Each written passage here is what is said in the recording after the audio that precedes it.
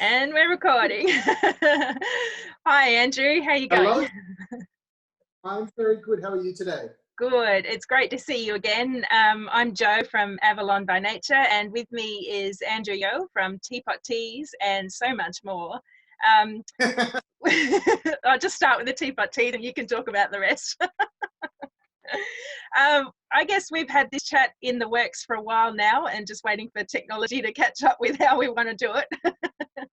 Seeing as now you're no longer in Sydney, you've moved even further away, so I can't even get in the same room with you easily anymore. Well, then we'll see each other soon, though. Sorry? We'll see each other very soon. We'll be at Mind, Body, Spirit. Oh, of course, we'll be sitting next to each other. Oh, but that's another month away. I don't want to wait that long still. So the purpose of today's Cuppa Chat at Avalon by Nature is again talking about creating and living and how we do what we do so that we can sustain ourselves and you know, create our lives, help others create theirs, and you know, improve, make things so much better for ourselves and for the people we work with. And I'm always inspired by what you've got happening. I was fiddling there and making it all shake. I'm always inspired by what you've got happening. And actually, I just wanted to show you first, before we get started, this is the card I pulled for today. It's a Two of Chalices, Two of Cups. And I thought, wow, that's cool, because that's kind of like having a great conversation, celebrating, enjoying a good chat. That's for me. What do you reckon? It's also really precarious because we've had this precarious chat with technology. For me, I always see the Two of Cups, you know, being this intertwined, and there's a balance and a play there. Yeah. So when they're not in balance, it doesn't happen. And I guess that's what's been happening for the last 6 months with us, hasn't it? It has, yep. Our moons and stars haven't aligned. So there you go. So where would you like to start? Where would I like to start? So, well, my name is Andrew, and I've been doing this for some time now. I think my journey really started, you know, almost over 20 years ago with crystals. You know, I had this love for crystals and aromatherapy, and it's really funny. One of my first aromatherapy books I bought in Canada when I was still a student there. And only, you know, fast forward 10, 15 years, I realized what it was all about. It's all about traditional Chinese medicine and aromatherapy put together. And I guess this is what I do, you know, and this is what most of us do, is that we are a fusion of everything that we've learned. Yeah. And it's not really our modalities that, you know, define who we are. It's actually what we do and how we promote ourselves that define who we are. Yeah. And our motto, you know, our motto, or whatever you want to call it. And for me, it's always been, you know, as I've discovered, it's always been about self-acceptance, community, and authenticity. Yes. And everything that I do, from my teas to my hands-on healing work to my readings, is always about that, you know. And yeah, so my journey really started with that aromatherapy because I love smells, and I love crystals because I love shiny stuff. And many years later, I was introduced to Reiki. So I trained under Franz Steiner of International House of Reiki, and I did all my levels, and then I started to teach Reiki.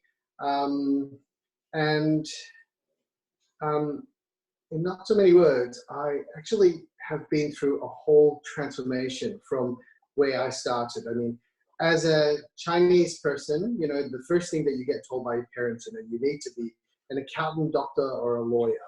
Yeah.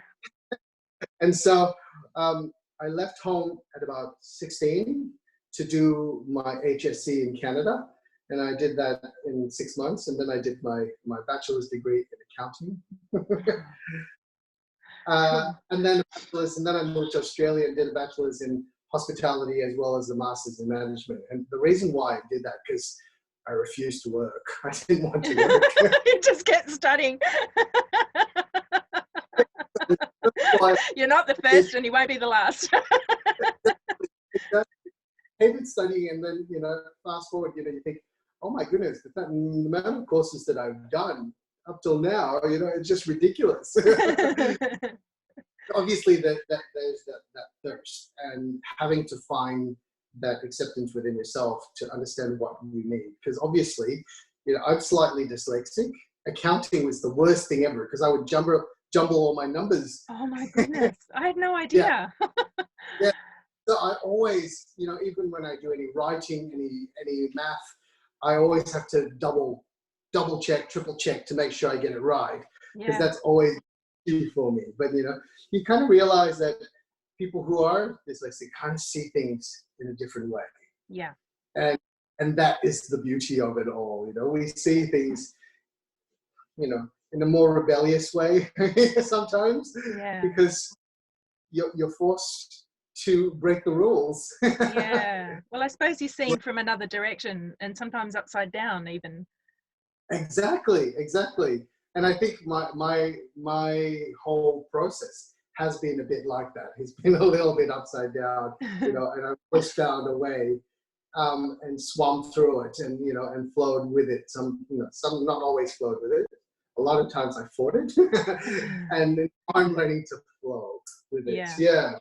So yeah, when I left uni, I joined the Raffles Hotels International, and I worked as, you know, a waiter. I did management training, and I finally discovered my home.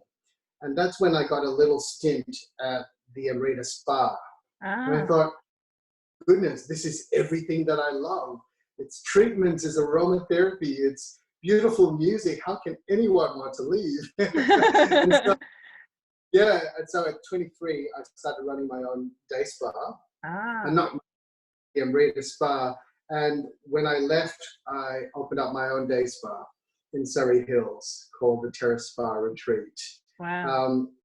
And that was a really big place. I mean, there was 100 square meters in Surrey Hills. We had 5 treatment rooms, 12 therapists, all specialists. We had acupuncturists that specialized in fertility, in acupuncture facelift. We had naturopaths, beauty, massage, you name it. We did it all. Wow. And so, that is actually where I discovered rediscovered my love for teas, because we had a tea dispensary, a herbal tea dispensary, which we would make up herbs for whoever needed, you know, whatever ailment they had, and we would make it up on the spot. Who's we? Were you doing that as well, or the other practitioner? Yeah, with the other practitioners. So we had the acupuncturist that did your traditional Chinese medicine. So we had a dispensary for that. We had, you know, myself, the Western herbalist, as well as the naturopath, who are mostly trained in herbalism as well. So we all did our little concoctions from this big dispensary that we had with over 120 herbs. Oh wow! Yeah. And finally, when I closed the spa due to rent increases, I decided that what is it I love most about this business? And the thing that I love most was the tea. Wow. And so the tea, I rebranded the teas to be teapot teas as well. Yeah. And then I used my background of food, because I trained to be a chef at one stage. Of course you did. I did. So throughout my uni, that was my focus, was always food and beverage in hospitality. And so every holiday I would go and apprentice as a chef in one of my dad's, you know, hotels that he ran, and I would go and work in the kitchen. And so when teapot teas came about, I thought, you know, we've got to combine everything that I've learned, you know, the therapeutic stuff, the energetics as well as taste. It's got to encompass it all, because let's face it, most herbal remedies taste like shite. That's true. Yeah, it's just horrible. And most people will never finish a course of their herbs because it just tastes so awful. So, you know, when I thought about teas, it's an an old tradition that needs to be brought back to life again. And so all of these different elements came in to the making of teapot teas. Right. Wow. Yeah, yeah. And I remember when I was a child, I actually had a playmate at the Raffles Hotel in Singapore. So as a little child, we used to go there and have high tea on those wrought iron tables and chairs, Wow. with cheers, cucumber sandwiches, and oh my goodness. pots. Yeah. Pots of tea and fancy crockery as well. Exactly. You've got to have your pinky out. Oh. No, actually not. I know. I remember that from before, cheeky. Who would realize that all this synchronicities, of me being a child, living, going to Raffles, to living in hotels, to working for Raffles, and then opening up my own tea company. Yes. Yes. Yes. Yes. I'd say that it's synchronicity or divine calling or divine whatever you want to call it. Fate. Fate. Yeah. Wow. So teapot teas. So you created teapot teas in your home? No, it actually was created at the spa. So we started it there, and I had a little stint where I was running a holistic pharmacy. And so I decided to open up and have the dispensary at the holistic pharmacy in Surrey Hills. And that's really when teapot teas came about, because I thought, I've got all these teas, I've got thousands and thousands of dollars worth of raw herbs. Yeah. Let's start up the dispensary again. And I noticed that at the pharmacy, people were looking for ready-made solutions. Mm-hmm. So within 2 weeks, I came out with, within a week, I came out with about 12 flavors. And then by 2 weeks, a range of 24 flavors. And now we've got about 40 flavors at Teapot Teas. Oh, wow. Wow. Mm-hmm. Well, Yeah. I suppose there are kind of stock things that people require in their lives and I suppose they're fairly sort of standard and broad, and then you can do specifics with that, can't you? Correct. So so when with the whole idea, when I set up the room, the tea blending room, we set it up with energetic intent. So we've got little record keepers that grid the room, and that integrity of the blender, as well as bring in the messages from the Akashic records, because that's what the records do. So we have that gridding the room. Every one of our teas resonate to a certain crystal, and is infused with the crystal. And every tea fits on the flower of life. And before the teas leave our studio, it actually gets a hit of crystal bowls, sound bath. Is it going out the door?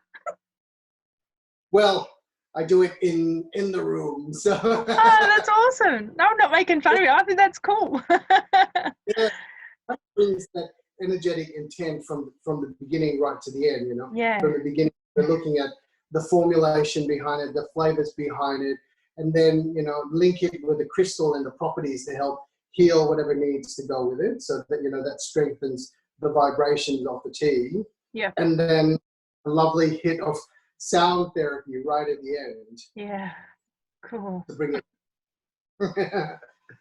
And that's really what Teapot Teas is about. It's a blend of energy, flavor, and healing purposes. Yeah, energy, flavor, and healing. Cool. Right. I like to call them therapeutic teas blended for taste. Yes. And I enjoy drinking the teas that your cat.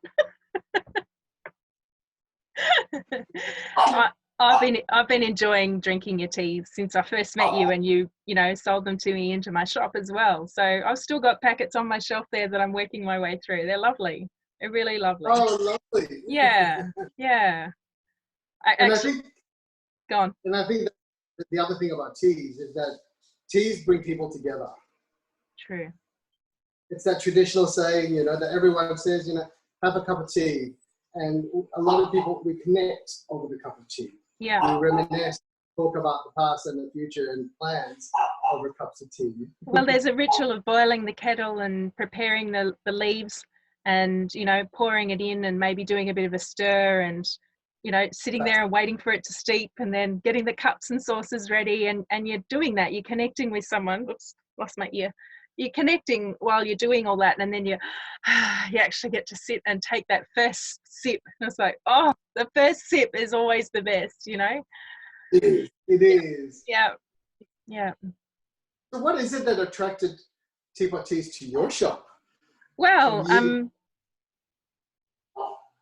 well, I had the coffee machine there, and I've drunk tea all my life. I have drunk. I mainly drink tea bag tea. I have to confess,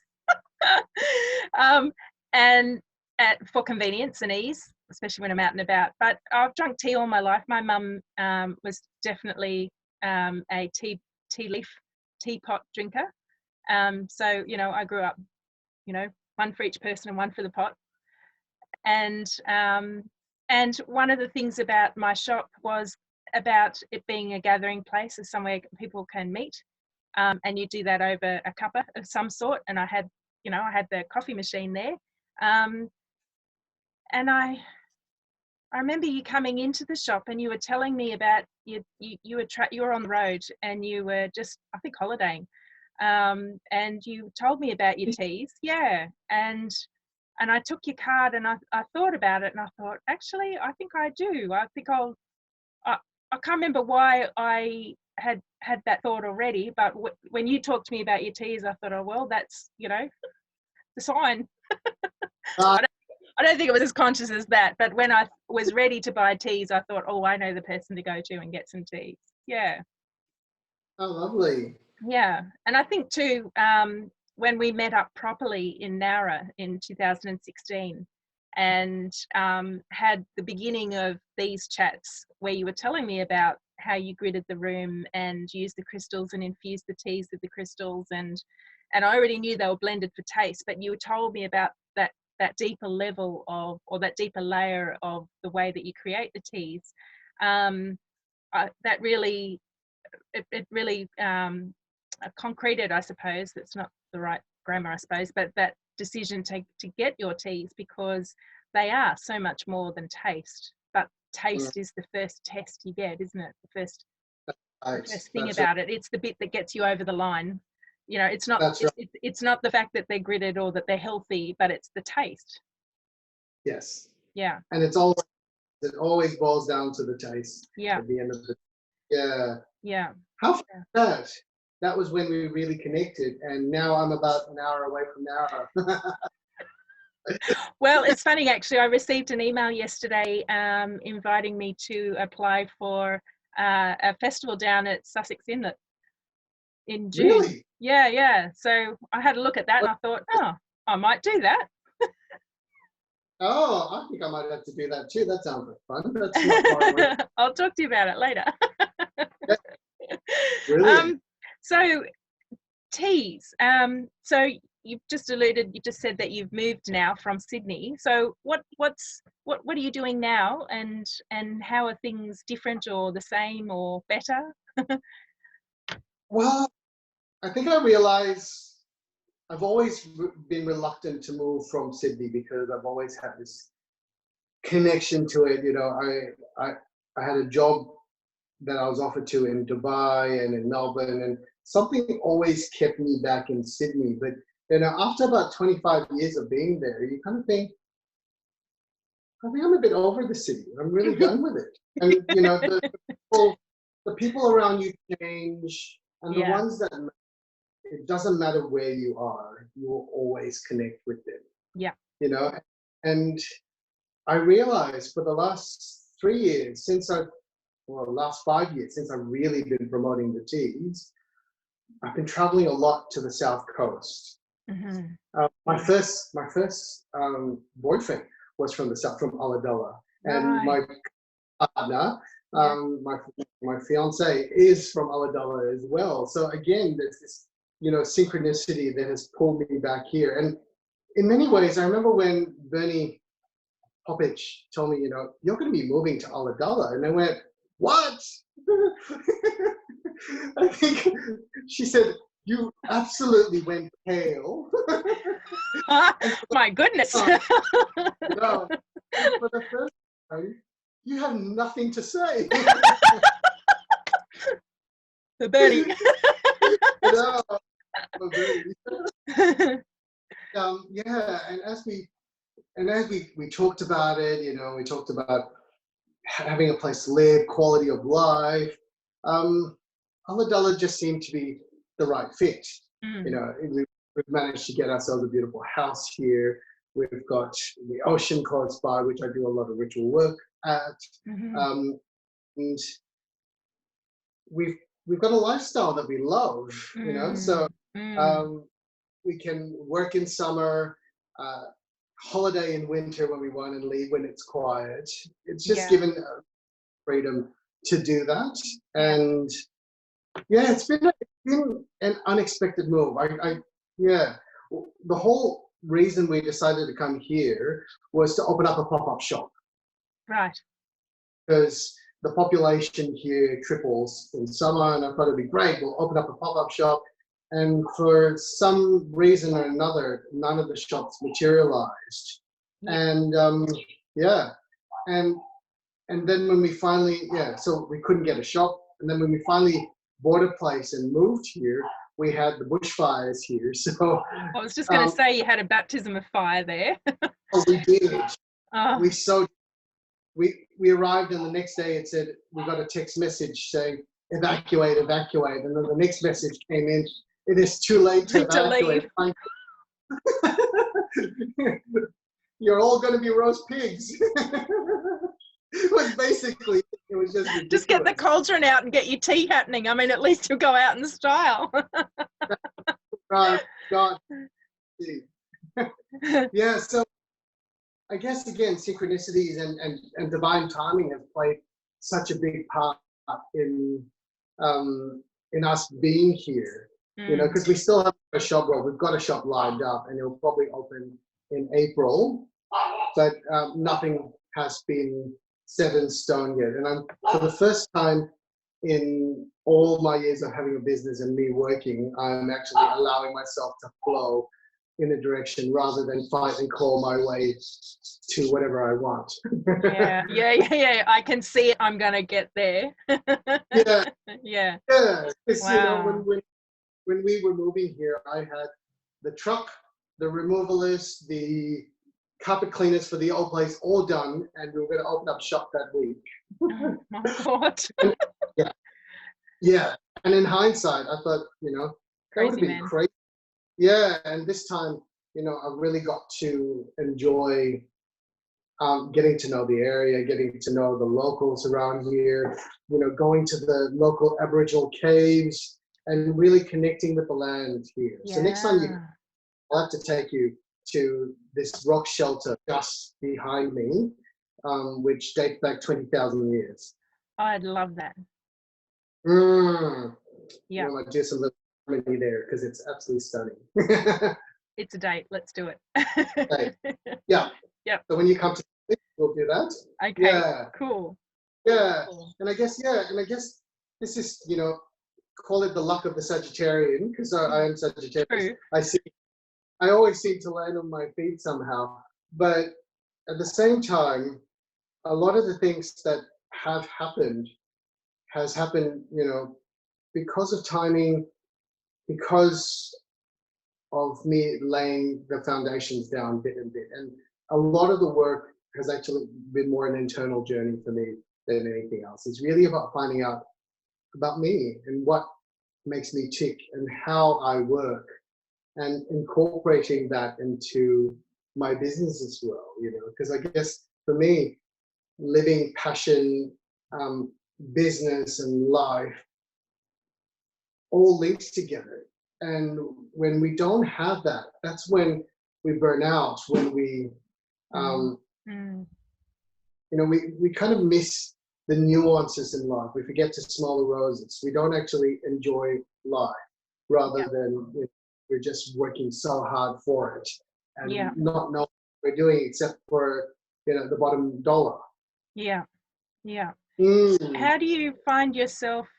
I'm thinking about, you've done a lot of hard work, you've done a lot of inner work, synchronicity, timing. I'm always curious as to how one is ready or able to take opportunities. How do we know when something is presented, whether it's the right thing to do or the not right thing to do, if we haven't kind of pushed and created it ourselves? Do you know what I'm asking?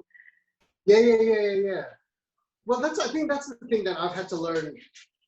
Because I think that's the thing, isn't it? That's between the going with the flow, but still pushing in some way, or maybe not pushing, but there is some action on our part still required. And I guess I'm always curious as to how much action am I required to put in to be in the place where, you can't see my hands, to be in the place where an opportunity is going to cross our path. Yeah. Well, as our beautiful friend Doris Whitman always talks about, she's always Yes. talking about, awareness, choice, and action. And Awareness, I'm a firm, choice, and action. Yep. yeah. And when things happen and opportunities present itself, that is awareness. That is the awareness of it all. That you recognizing that is a sign. Because I get that a lot when people come in for reading. They're like, I'm asking for a sign, and Spirit clearly tells them that they're getting the signs left, right, and center. Yeah. The messages keep in them. Yeah. Whether physical, and when you talk about it, you think, oh yeah, the tree fell right in front of Ulladulla, and I was stuck there for 3 days. That's it. That was a happy accident. Yeah, it's not an accident. It's No. actually a sign. Yeah. If it was an accident, it would have fallen on your head. And then you would have...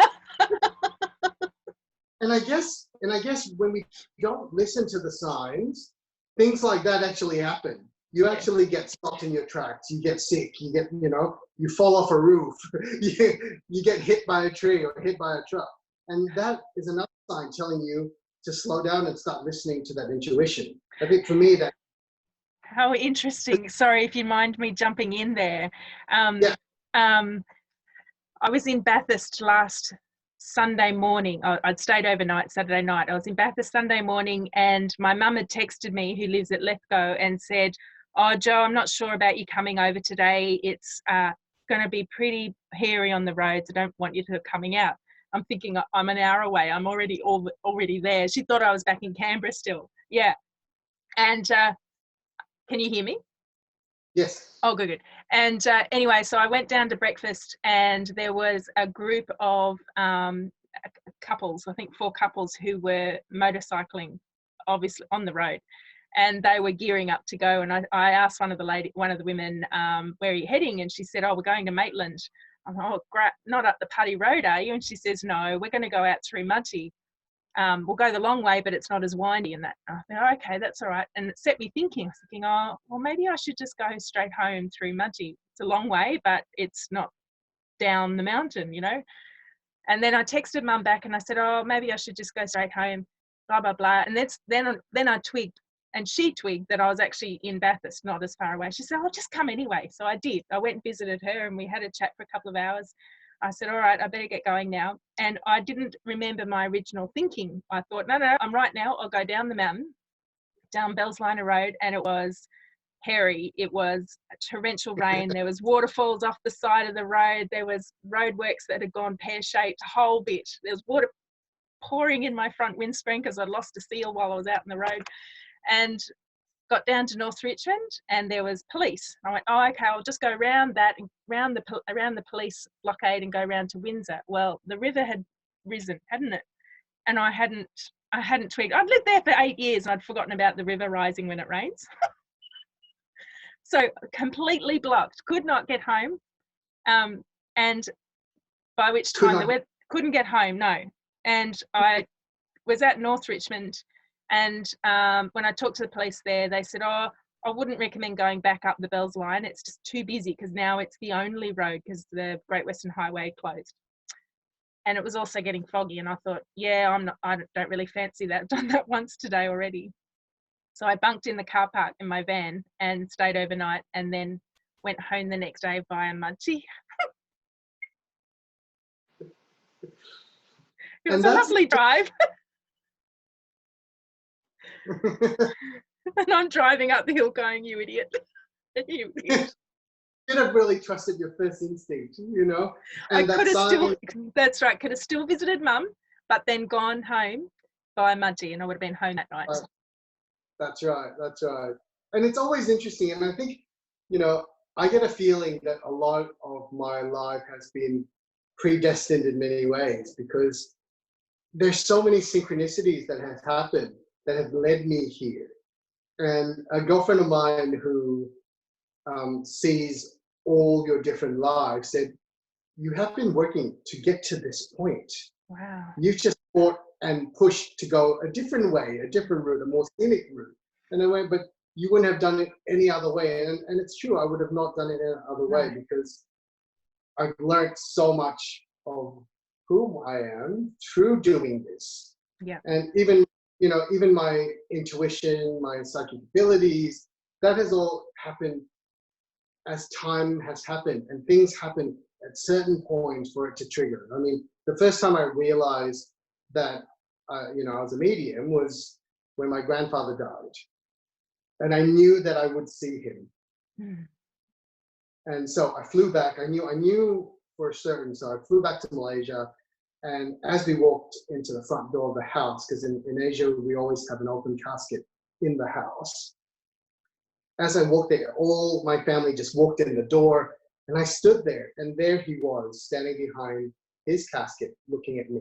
Wow. Looking at himself. Yeah.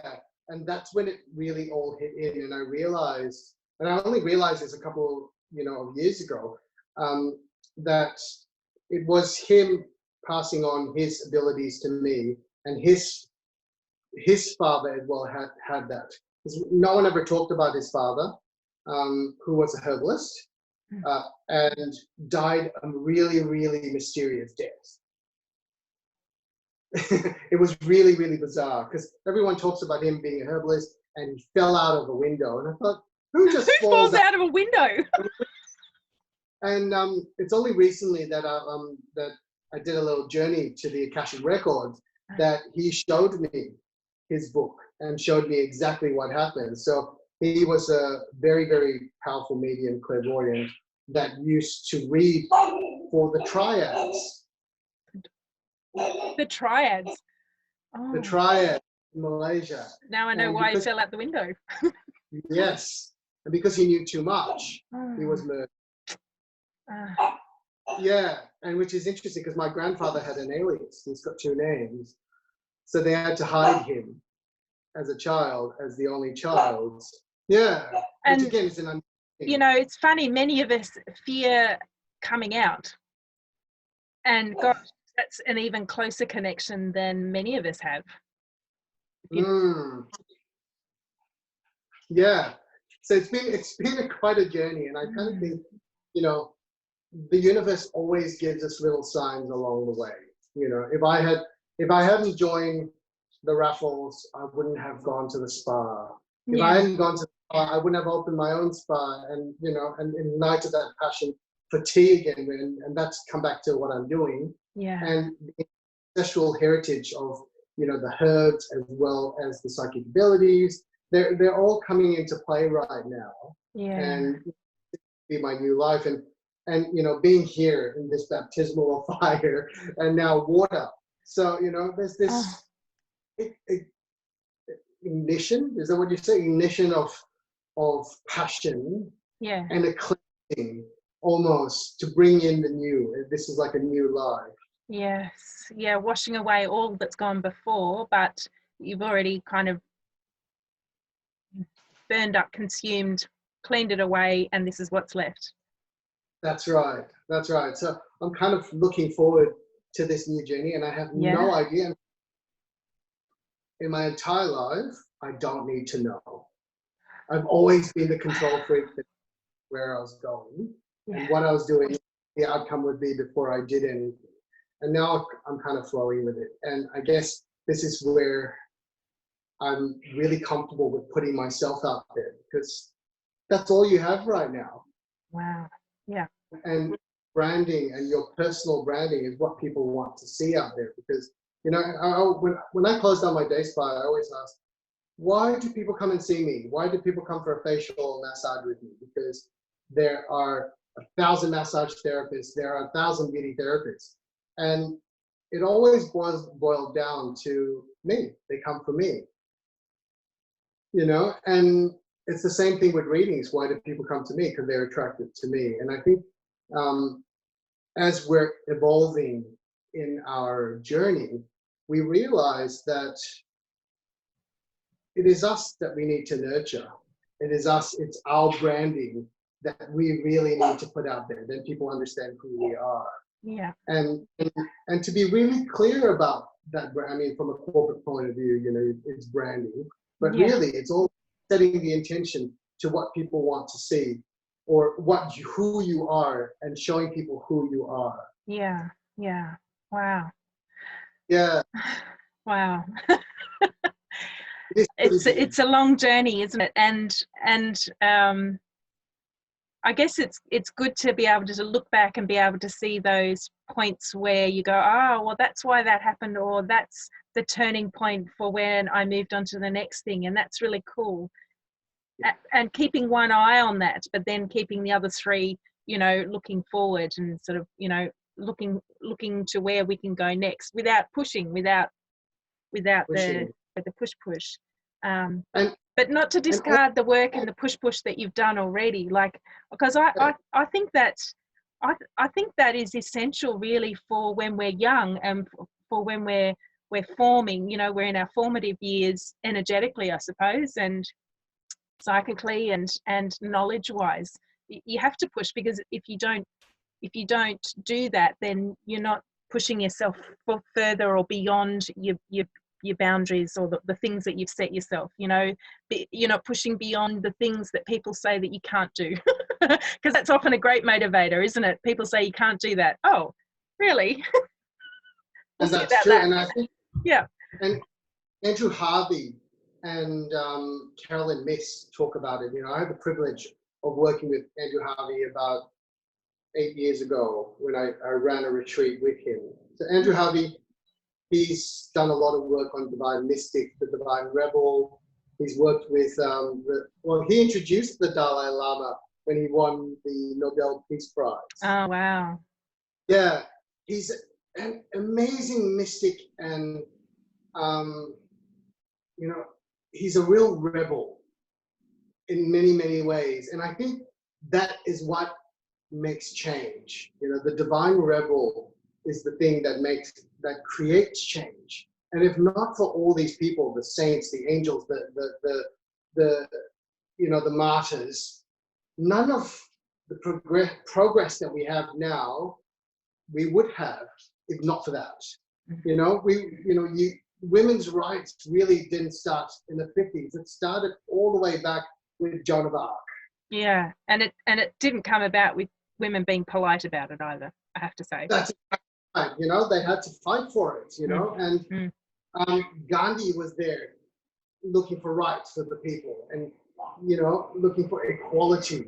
And what's happened in the last, you know, 3 or 4 years, we've had marriage equality here, you know, and it's these people who, the activists, the rebels who fight and say it and make the change happen, you know. So and that's why this whole awareness, choice, and action is so important, because we have the awareness that it happens, and the next thing is actually the choice of what to do with it. We can sit still and not say a word and nothing happens, or we make the choice to actually start saying things. And I always say this to my partner. I said, well, there's no point keeping quiet about this. You know, everyone knows I'm very vocal and he's quite reserved. And I've said to him, you know, there's no point being quiet. You've got to stand up for what you believe in. If the environment is what you believe in, then you need to make the choices to make the, and then action it so that it can happen. So if you want the world to be sustainable, then you need to start recycling, or whatever it is that really Yeah. matters to you. Yeah. Oh, cool. Well, I guess I just want to finish off with two last things. Firstly, how can we find you to book a reading with you, Andrew? And can you just talk really briefly about your card deck? Oh, yes. And you have one nearby. Excellent. For those who don't know, these are my teas. That's yes. Of the we are all one. Yep. We are one. Okay. Yeah. All our teas are energetically infused. This one's quite special to me. Yes. Because We All One is infused with Herkimer diamond, and the first lot of Herkimer diamond and tea went to Egypt 4 times during eclipses and blood moons, and major ceremony was done in each of them. So a lot of the teas have layers like that. Not only done for specific purpose, they are energetically infused again with whatever energy there is. Wow. With the 40 flavors of teas, I also made up a deck of oracle cards. I'll show that to you. So these are the Gypsy Tea oracle cards. Yep. And they're all based off the flavors of tea. Yep. The names of the teas, which have an energetic hint. The crystals, as well as the tasseomancy symbols. Tasseomancy, that's tea, which is divination. The tea. Yeah, so those were the original symbols you'd look for in the bottom of your teacup.